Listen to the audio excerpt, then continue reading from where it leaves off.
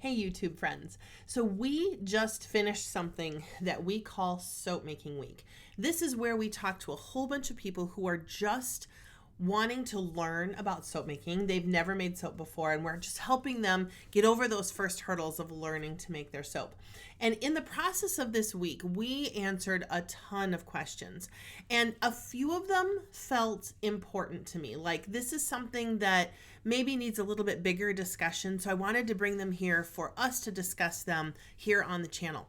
The question I want to dive into today is it wasn't really a question, but she was asking something. She said, I would love to have my soap making become a business, but the market is saturated. And there was just such a there's no room for me kind of feel to that question. I wanted to bring that question here so we could chat about that a little bit more in detail. Now, in Soap Making Week, this question was posed in the chat of a Zoom call. So the questions were flying by. I did catch this one before it kind of flew away from me. And I grabbed onto it and I wanted to really address this with her. Because what I hear in this question is kind of there's no point in me really pursuing this because there's no room for me anyway. There's no way this is going to work. Everyone else is already doing it. I'm too late. They're like, everyone else has all the customers. It's just like this fatalistic kind of feel about learning to make soap. And I grabbed onto that question and I pushed back on her kind of hard. And just to say that, you know what? It's just not true. You are looking in saturated places, but the market is not saturated with handmade soap. And these are the reasons why. In the world of people who use soap, so people who clean themselves, handmade soaps account for 3% of the market. 3%. That is not saturated. But when you're looking only at My Farmer's Market or this craft show or Etsy, yeah, it looks completely saturated because that's where all those people are. But all together, all of us summed up, all the soaps that we make account for 3% of the market. That's not saturated. And what I want you to understand, if you have found yourself asking that question of, yeah, I love soap making. I would love to be a little more businessy about it. I would love to sell this. I would love to turn this into something that can be profitable for me. But there's no point. Everyone else is already doing it. That it's just not true. We are not each other's competition. Me, you, all the other people on this channel, all the people in Soap Making Week, all the people on Etsy, we are not each other's competition.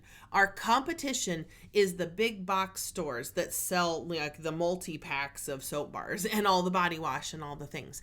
That's the competition. And the question that I have for you is, you do not have to beat out me to get to the customers, and you do not have to beat out the other people on Etsy or the other people at your craft show or whatever.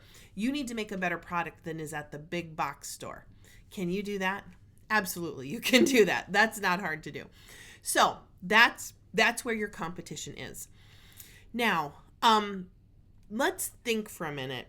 And I need you to trust me for a minute that there is room for you. That again, we account for 3% of all the people who buy products to clean themselves. There is so much more market that we could expand into. So let's think about that for a minute. When you decide that you're going to make your soap making into a business, what's going to happen?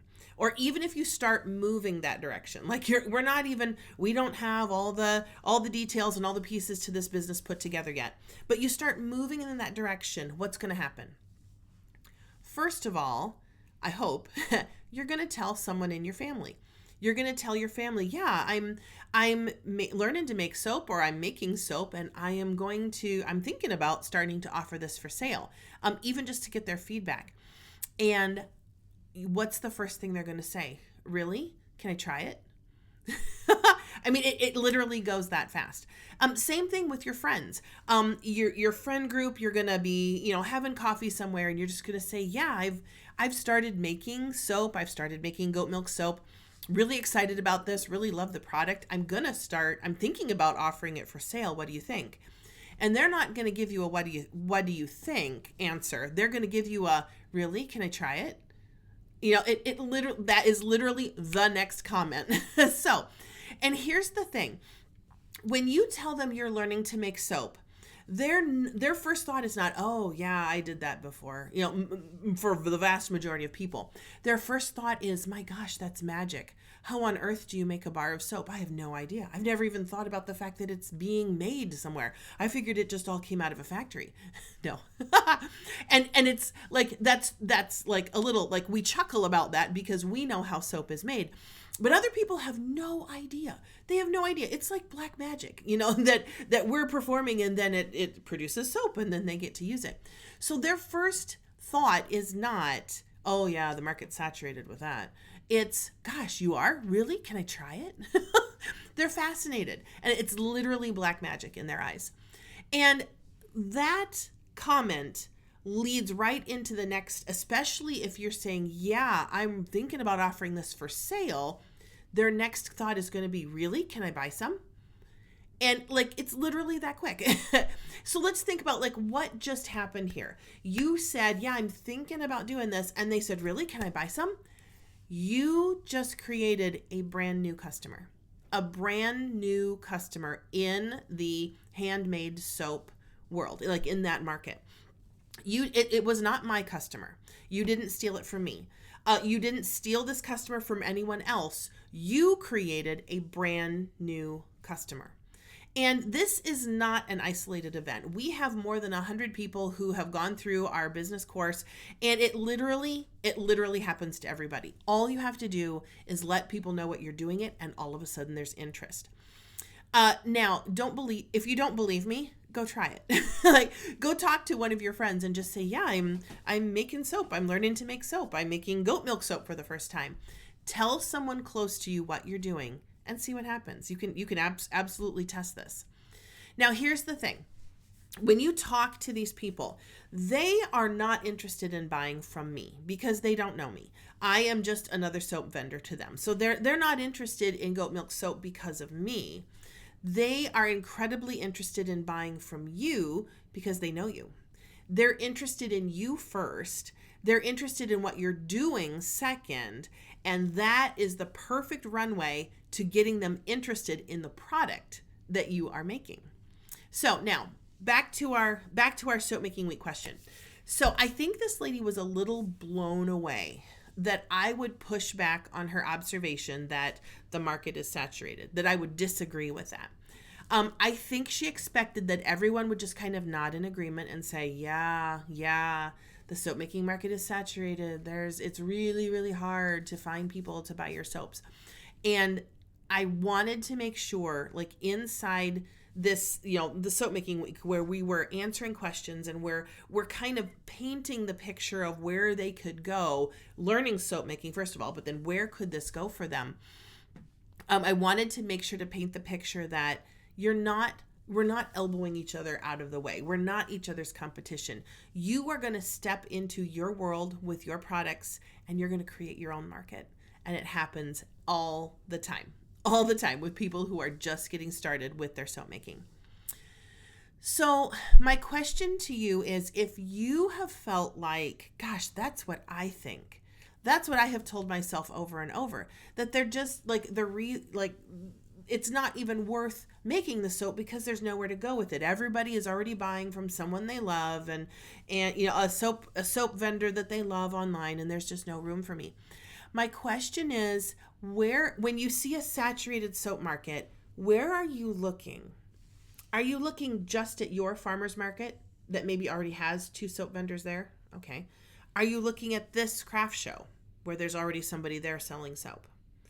Are you looking on Etsy where there are soap makers there are a dime a dozen? Where are you looking? Are you looking in saturated places? And do you just need to look somewhere else? And that's what I would really challenge you today with. If this is a question that you have asked, or if this is a kind of a thought that you have had in the back of your mind, if it has kept you suppressed, that feels like a weird word, But if it has kept that desire to get your product out to other people suppressed, that's better. Then I would encourage you to really do some thinking, and to do some thinking about, where are you looking when you see a saturated market? And are there other places you could be looking, especially like among your family and friends, that are not anywhere near saturated? You need to find your place. And I bet that among your family and friends, there's no soap saturation whatsoever. And that the minute you mention, I'm thinking about doing this, I have this great product, I'm thinking about offering it, you are going to find brand new soap customers that are itching to purchase what you have to offer. Now, if this has been a great discussion and you feel like, yeah, it's been a lot, I mean, like, these questions are great, I would love to dive into some more questions like this. We have a free download for you. It's called 10 Common Soap Making Questions. The link is above me now. It's also in the description to the video. You can grab that, download 10 common questions, ones we answer all the time when it comes to soap making and getting those products out to the people who want them. So, go ahead, click that link, get that download, and you can see what those 10 common questions are. In our next video, we're going to answer another question that came right out of Soap Making Week. And that question was, do you teach only goat milk soap? And that answer is yes. And in our next video, I will tell you why. We'll see you there.